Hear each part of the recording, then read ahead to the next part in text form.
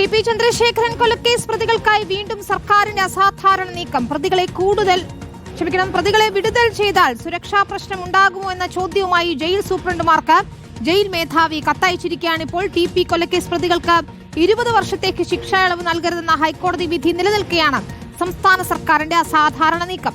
അതേസമയം ടി.പി. ചന്ദ്രശേഖരൻ വധക്കേസ് പ്രതികൾക്കെതിരെ Kannur central jail superintendent കോടതിയിൽ കൊടുത്ത റിപ്പോർട്ട് ഇപ്പോൾ പുറത്തു വന്നിരിക്കുകയാണ്. കൊടിസുനി, കിർമാണി മനോജ് അടക്കമുള്ള പ്രതികൾ ജയിലിനുള്ളിൽ മയക്കുമരുന്ന് വിൽപ്പനയും കടത്തും നടത്തുന്നുവെന്ന റിപ്പോർട്ടിൽ പറയുന്നു. ജയിലിൽ മൊബൈൽ ഫോൺ ഉപയോഗിക്കുന്നുണ്ട്.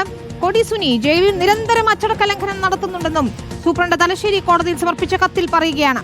ടി.വി. പ്രസാദും അർജുൻ കല്യാടുമാണ് ചേരുന്നത്. നമുക്ക് ആദ്യം ടി.വി. പ്രസാദിലേക്ക് പോകാം.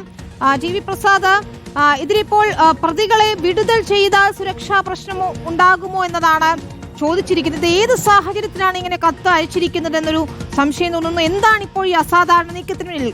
പ്രത്യേകിച്ച് ഈ പ്രതികൾക്ക് 20 വർഷത്തേക്ക് ശിക്ഷ ഇളവ് നൽകരുത് എന്ന ഹൈക്കോടതി വിധി തന്നെ നിലനിൽക്കുമ്പോൾ എന്തിനാണ് ഇപ്പോൾ ഇങ്ങനെ ഒരു എൻക്വയറി?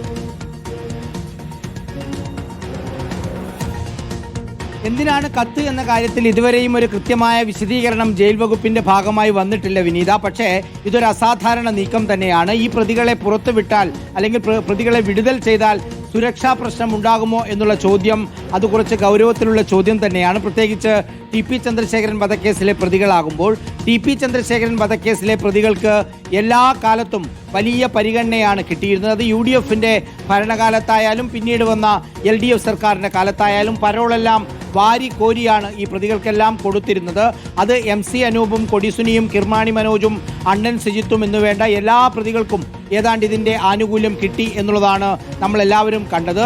പരോളുകൾ മാത്രമല്ല, ഒരു കേസിൻ്റെ ആവശ്യത്തിന് വേണ്ടി ജയിലിൽ നിന്ന് പുറത്തേക്ക് കൊണ്ടുപോകുന്ന സമയത്ത് മദ്യപിക്കാനുള്ള അവസരം പോലും പോലീസ് ഒരുക്കി കൊടുക്കുന്നത് നമ്മളെല്ലാവരും കണ്ടതാണ്. മാത്രവുമല്ല, കോഴിക്കോട് ജില്ലാ ജയിലിൽ റിമാൻഡിൽ കഴിയവേ കൊലപാതകം കഴിഞ്ഞ് അധിക നാളാകുന്നതിന് മുമ്പ് തന്നെ അവിടെ ഫേസ്ബുക്കും ഫോണും ഉപയോഗിച്ച വാർത്തകളും നമ്മളെല്ലാവരും കണ്ടതാണ്. മാത്രമല്ല, ഇക്കൂട്ടത്തിലെ ചില പ്രതികളെ വിട്ടയക്കാനുള്ള ഒരു നീക്കവും വലിയ വിവാദമായി. അതിനെ തുടർന്ന് സർക്കാർ ഉപേക്ഷിച്ചു.